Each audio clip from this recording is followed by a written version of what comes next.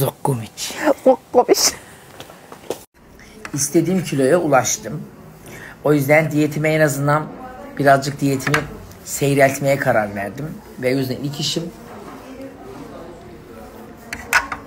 bir yaş pasta yemek oldu. Zaten yeterince verdiğim kiloyu. Vallahi beynim burkum döndü benim. Ben bu kadar açlığa gelemiyorum. Açı geçtim, tatsızlığa gelemiyorum Allah rızası için. Neyse ki bugün sette şansıma yaş pasta vardı. Ve ben nişanda da dondurmalı pasta falan hiç sevmiyorum zaten onu. Gerçek has böyle kremalı bildiğiniz düğün pastası istedim.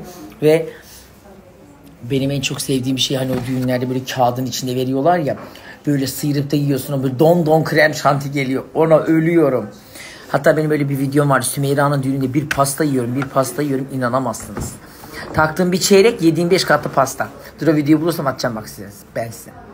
Hoş geldiniz efendim, nasılsınız? Selam. Bihter Hanımcığım düdük